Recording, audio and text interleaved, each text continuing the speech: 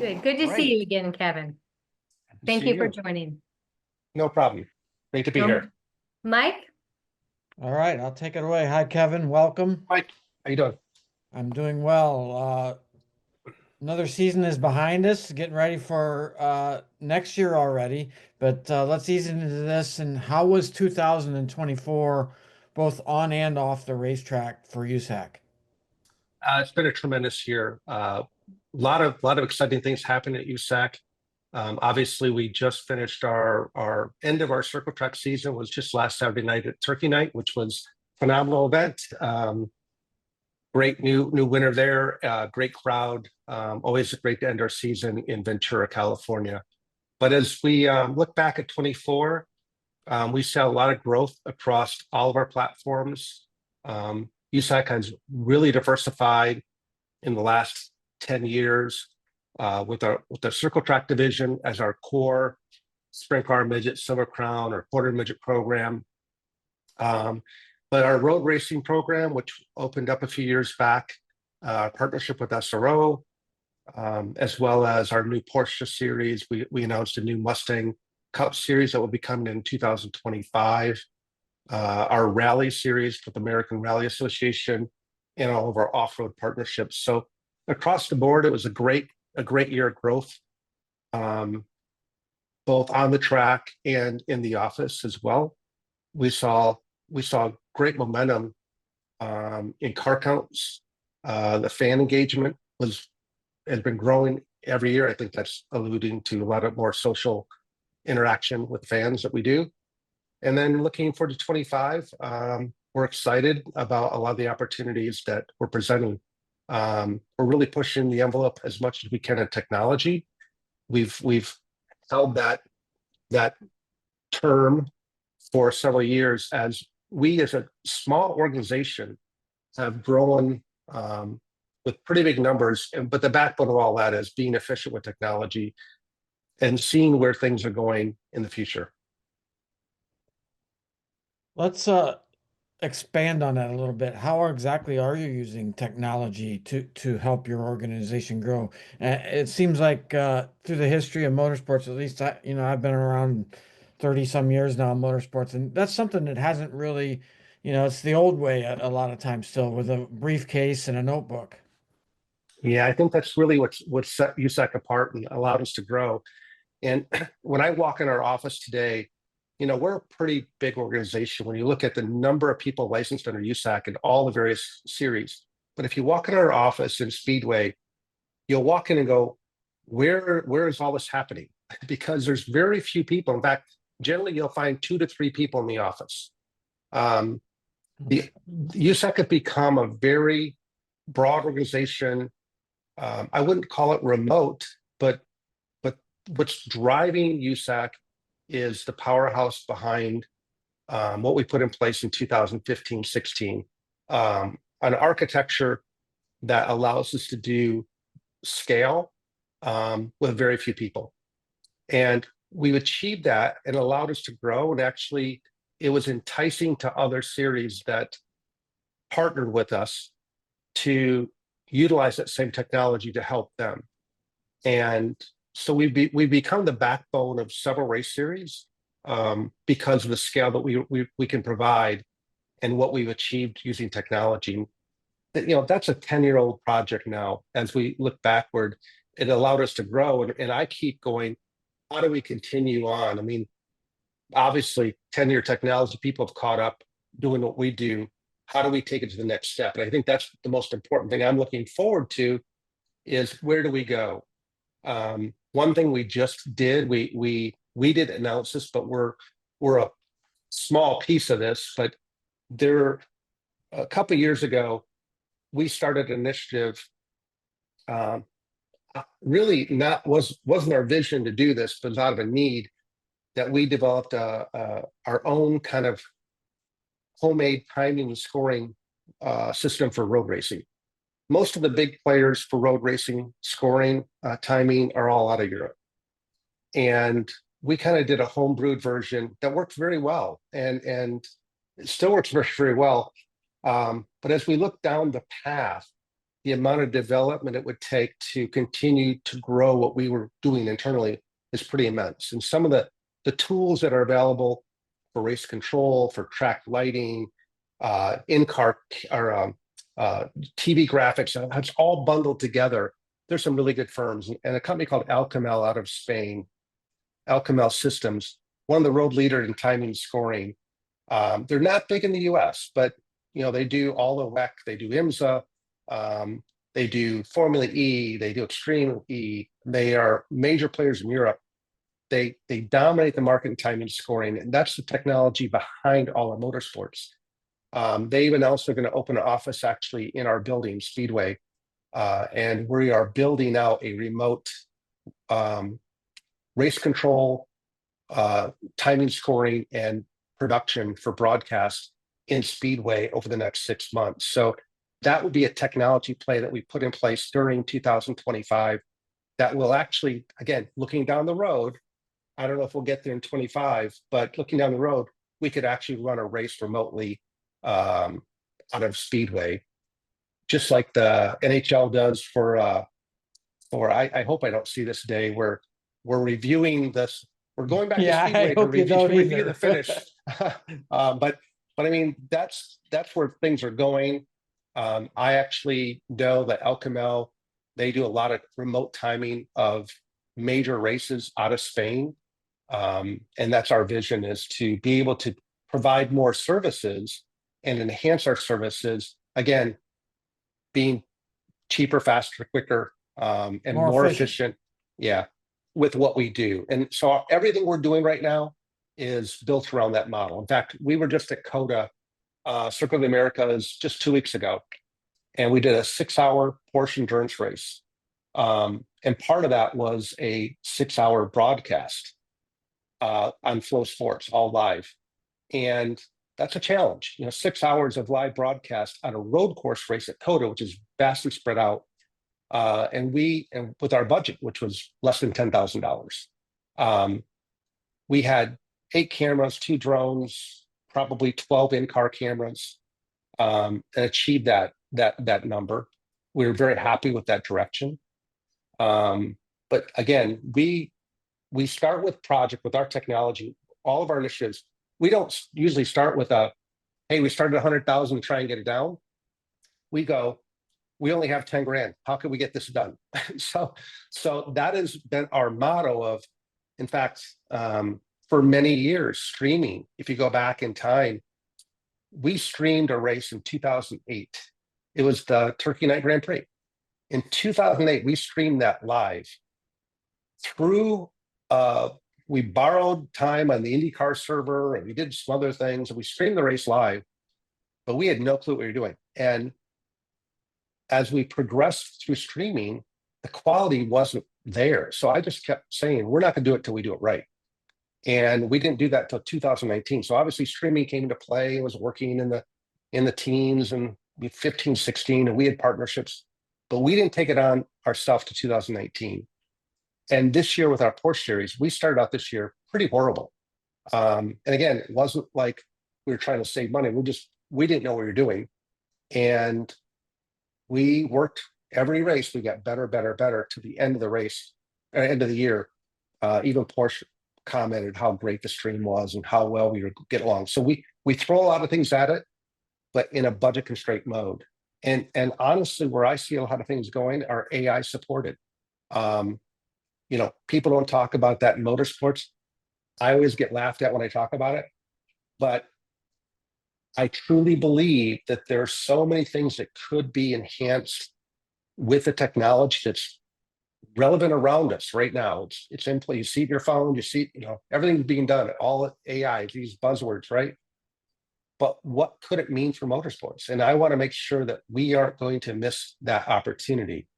So we will invest and play and test and throw things out there and see what sticks on technology where we can.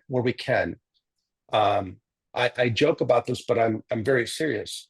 I want to hire an AI specialist at USAC, and that person's job is to look at everything we do through a different world of AI, and how does that enhance what we do at USAC?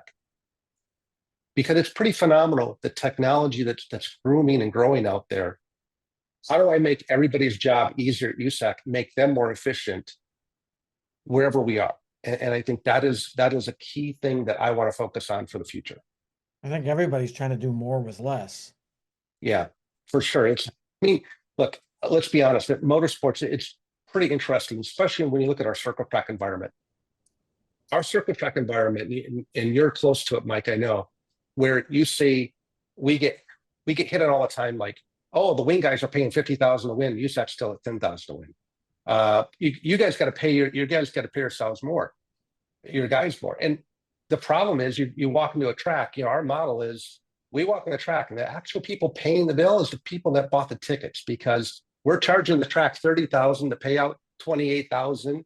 Yeah. And there's no margin for USAC to promote that race. The promoter has to pay that bill, and the promoter's bills are paid by the fans. So it's a big circle, right? And at the end of the day, we can't go in and charge a promoter $10,000 more tomorrow and raise our persons. It's just not going to happen. The bubble breaks. So it's been a delicate balance for us for hell since I came here. I mean, in 2007, we were paying 4,000 to win max for sprint car races. We made a standard of 5,000 to win a few years later. Now we're generally drifting 6, 7, 8,000 a standard sprint week. We want to take that to 10. We have several persons now, $20,000, $30,000 to win races. Unheard of a few years back. And we've had to help groom and grow some of those events. Our model right now is we need to make our events bigger, not make more events. We have plenty of events. We need to make events bigger. And you see that trend throughout racing. But our focus is, we look at our schedule, our midget schedule, incredible midget schedule. How do we make each one of those better? And that's one of our big focuses there. But going back to the technology side, we have to be as efficient as possible wherever we are. When I look at the number of people that we take now to a sprint car midget race, I mean, the margin we have between what we charge a promoter and what we pay out, we lose money, thousands of dollars per race that we do. We're underwater on a pure business model walking in and out of that track because of the number of people we take. We do our own production for Flow Sports. We have, camera people, announcers, pit reporters, all things, and more guys for the banner crew, more people we've ever taken before, and we're getting paid. More vehicles and trailers and so on and so forth. Hotel rooms and flights and all that stuff has doubled in price in recent years, but we're not getting paid any more money for that. So we've got to figure out how to do things better. And that, honestly, going back to why we're building a remote studio in Speedway, is if we could figure that out, and I know other people do it, but we want to get there, but we want to do it in a quality way. And so our intent is to get there sooner. So we're producing things in a stable environment, not hauling equipment back and forth up the stairs to the rickety old, tower and putting high dollar equipment up and blowing something up and then carrying it down and dropping it every night, repeated that way. We're laying fiber right now at tracks, and those fiber reels are thousands of dollars a piece. So, I mean, the more we can get away from that, and again, go back to the word efficient, using technology, that's what we're doing. And my guys know that I push the envelope on technology. That's one area where if we can find a tool, we'll invest in that. We'll experiment with that. And we're doing that constantly, experimenting and finding what works. A good example of that is wireless technology. Wireless video transfer at a track where there's so much interference, and it's come a long way. And we were at Sebring International Raceway 2 years ago. We couldn't get a wireless signal 50 feet down pit lane for a remote pit reporter camera. Like, why can't we can get it 400 feet at a sprint car race? Why can't I get it 50 feet? Well, there's so much concrete, so much steel, and so many radios from the teams in those environments. It's vastly different. And again, through trial and error, we found one unit, one brand that we were able to go around the entire track and get a video signal. Well, now that's what we've invested in. It was expensive, but we bought 10 of those units, and we go to any road course and set up video with no fiber, no worries, and we're producing the entire thing with wireless, and that saves us people, time, resources for setting up networks. Fascinating how we used to always talk about technology under the hood and in the race car, and now it's all aspects of motorsports.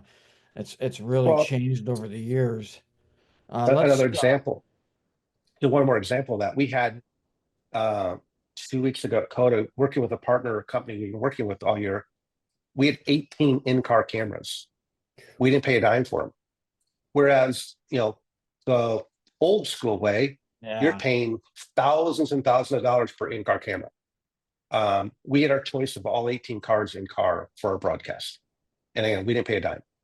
So it's changing so fast. And if you're not in front of it, you won't take advantage of that. And we were the group that never could afford an in-car camera. So we just went without. And now we have the luxury of, we figured it out. We can have them. Let's change gears a little bit. How important has the youth racing component been to USAC's all-around business model? It's huge. I go back to 2008. I was sitting in my office, and I'm a motorsport guy from when I was a kid, when I was 7 years old. Grew up around it, went to college for it, involved at Chrysler Motorsports. I thought I knew motorsports. I had a go-kart when I was a kid. Sit in my office, a guy walks in, wants to talk about quarter midget racing. And I'm looking at him kind of dumbfoundedly, like, what are you talking about? And he's talking about the youth. I had no clue what he's talking about. Here I'm running USAC and don't know what a quarter midget is.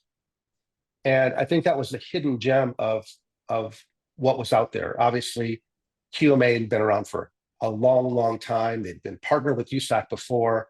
And what I recognized in 2008 was USAC was dying. I mean, you go to the grandstands, it was a bunch of old guys, and it was not a healthy future for USAC. And the one thing I recognized was we've got to rebuild from the youth. We got to reconnect with that. And so our quarter midget linkage started at that point. We have built our program up to now over 60 tracks. We have now partnered with NASCAR. It's the NASCAR Youth Series. Right. And working directly with Jim France, Mike Helton, and Chip, all the guys at NASCAR, we've really all endorsed that program, because when you look at the throughput and look at some of the kids that have graduated from quarter midgets and where they are today in Cup, in Xfinity, in trucks, in sprint cars and midgets. I mean, throughout those, it really, really has exploded. There's always been a past, There's always a Jeff Gordon, right? He was a quarter midget kid, and there's always one or two of those guys. But today, the numbers are unbelievable. The impact that sport is bringing to the forefront across motorsports. And so I think it's a huge investment we're making in quarter midget racing. And there's a balance. I mean, we are constantly, these tracks, the health of the club is extremely important. And we've been holding national events at NASCAR races, or we've had them at Disney, we've had them all over the places. Part of the balance is we want the kids to have this great experience at a NASCAR weekend. And I've been in a Daytona when they've been interviewed by the press room, the kids, and what a great experience. But that event took away from a club opportunity, and the club to make money, and the club to earn, to gain members. So there's a balance, and we're trying to achieve that balance every year. It's a struggle. Where the balance is, because we've got to build the sport. Like I said, I didn't know the sport existed. We got to build the sport to get it exposed to the masses. But we got to keep the club, these 60 clubs, to help the clubs. How struggle it is when you've got a parent led business where you're reliant on those kids to support the club every week for the financial viability of that club to operate. And so we've been trying to put that balance in place. Next year, in 2025, our schedule includes a lot more club events. We've got a new showcase series where it's not points related. Points always, whenever you put national points on an event, it raises the stakes for everybody, especially parents, the It's a lot anxiety for like everybody. baseball, right? You can't Yeah, just have a bunch of all-star teams. You have to have right, a lot of kids playing in a lot of leagues. right. So we put together, I think there's 6 to 8 races next year called our Showcase Series, where it's a non-points event, but we're going to showcase those clubs on Flow Racing, and we're going to show people, try and build up the marketing side of that. So for us, the most important thing for the NASCAR Youth Series is exposing the sport and bringing new talent in and grooming what we have. It's just a cycle, and we've got to expand our network. So we're doing a lot of things.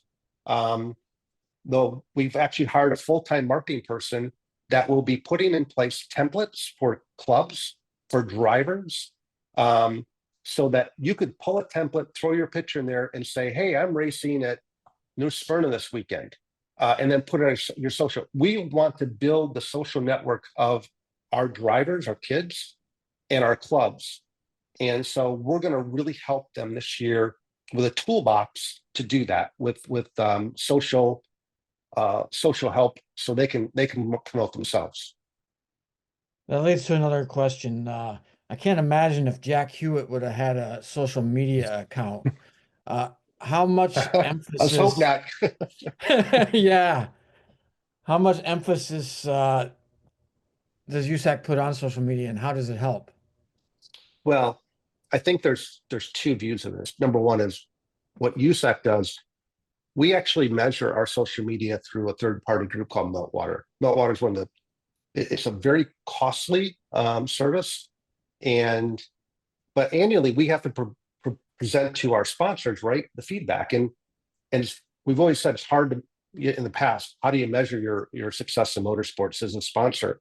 And now that you have digital tools, and they pretty much measure digital footprints, impressions, reach.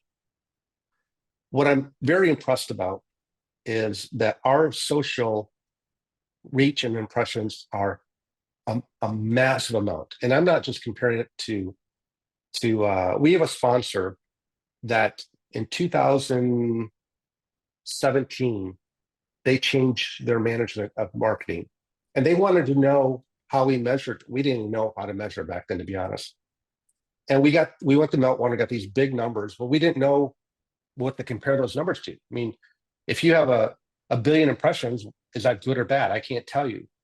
So what we did is we took that sponsors, the rest of their relations in motorsports, and we got their numbers too. And we found out that, and this is a sponsor who was involved in pretty big series, like the like Supercross. We got the numbers back, and our relationship with that one sponsor outdid everything they did in motorsports combined.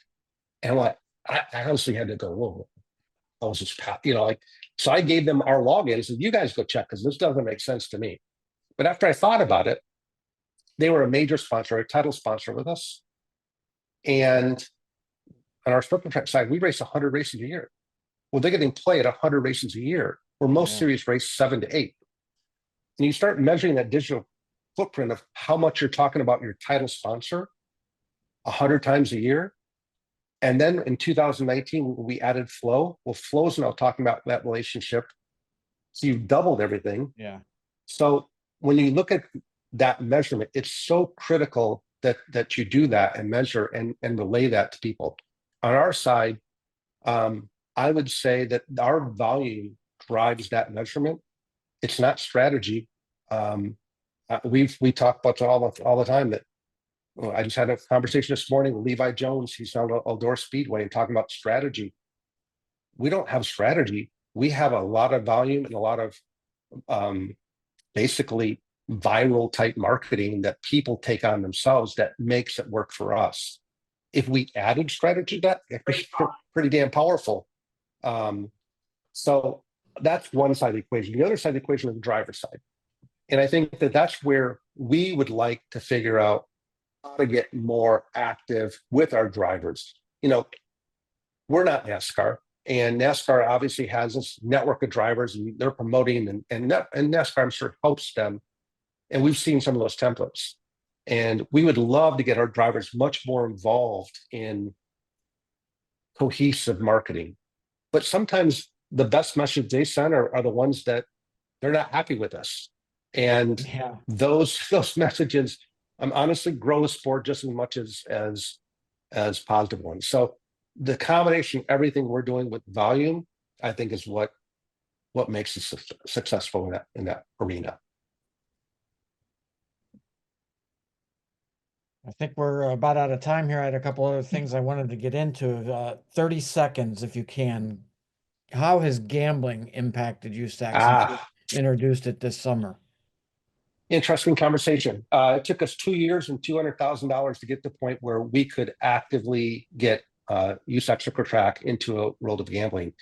Our first races that was Indiana Midget Week was the first race, and our flow viewership went up 25% that week.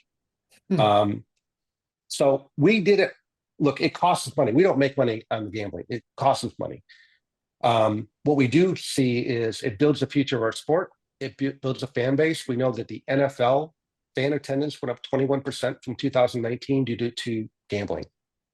Our whole mission there is to expose our sport to a new crowd base that can come support us. And in fact, I think Turkey Night was a great example of, we had gambling, we had Larson, we had Kyle Busch, we had Gibbs. I'm missing somebody. Had four guys from NASCAR racing, and that exposes our sport to a different base of people, as well as gambling. So we're looking at the big picture holistically, long term.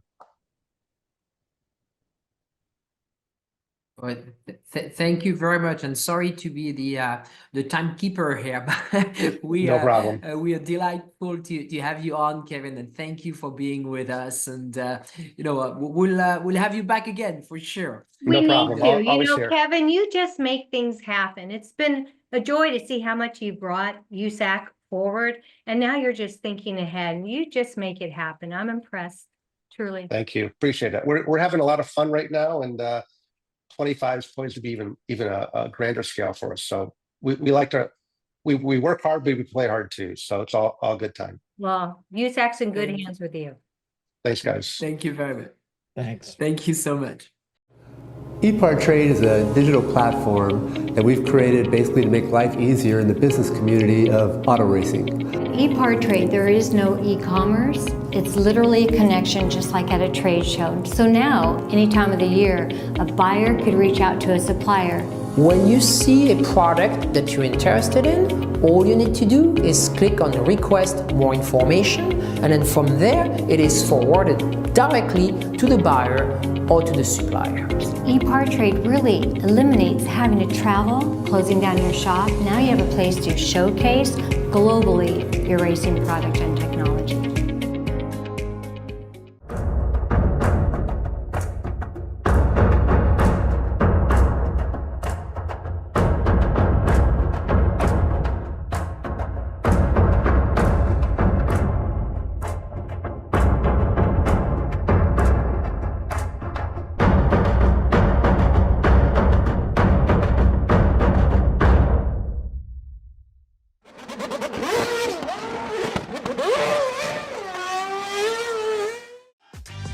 Looking for a quick fix of motorsports news? The Speed Sport Daily is what you need.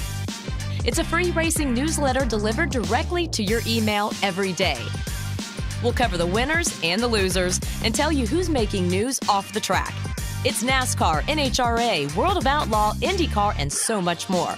Go to speedsport.com today and get signed up for America's free racing newsletter and get your daily motorsports fix. The Speed Sport Daily.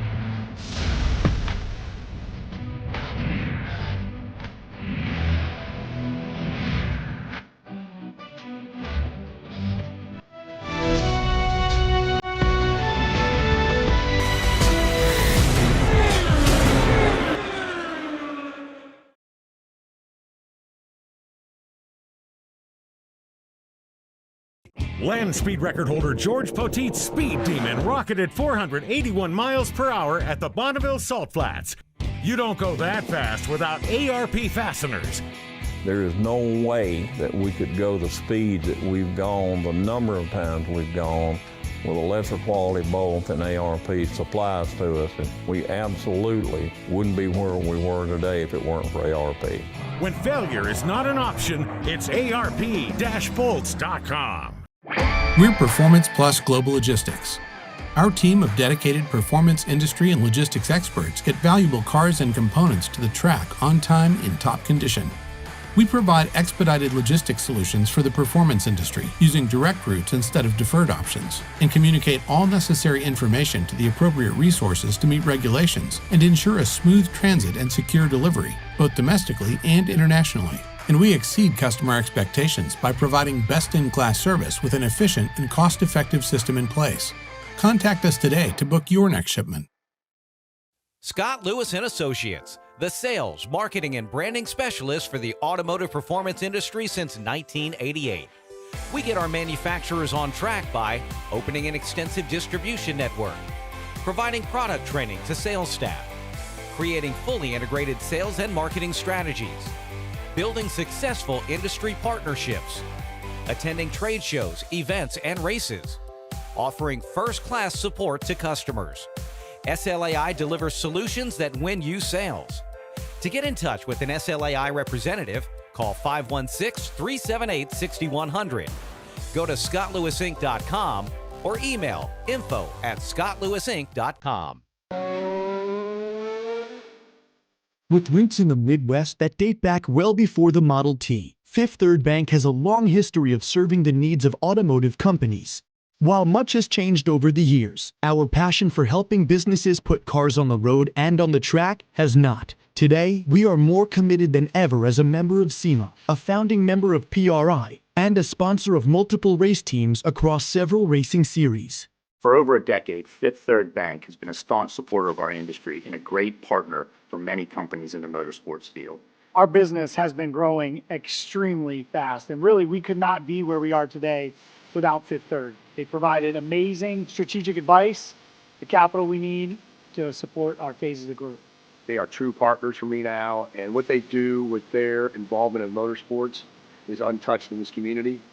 Where can we take your business? Fifth Third Bank. You work as hard as your truck, and you have no time for downtime. That's why more truck owners trust Blue Def, America's #1 diesel exhaust fluid brand. Each batch is guaranteed pure, so you can avoid costly repairs caused by inferior DEF. Demand America's best for your truck. Blue Def and Blue Def Platinum. Put trust in your truck. When it comes to pushing the limits of performance, the pros know there's no room for compromise. At Crowder Cams, we don't just engineer camshafts and valve train components, we redefine what power means.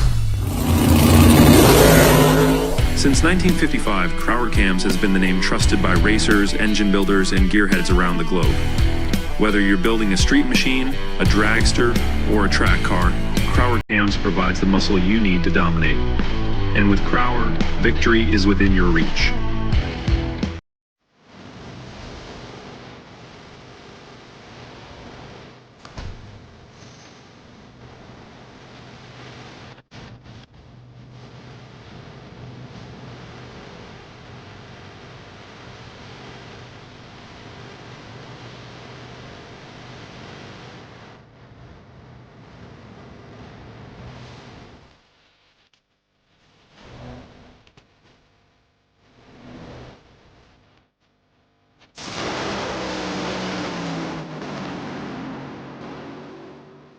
For over 25 years, Wisconsin-based C-Tech Manufacturing has been engineering and manufacturing the toughest, most accessible aluminum tool drawers, cabinets, carts, and tactical storage solutions for America's hardest working professionals.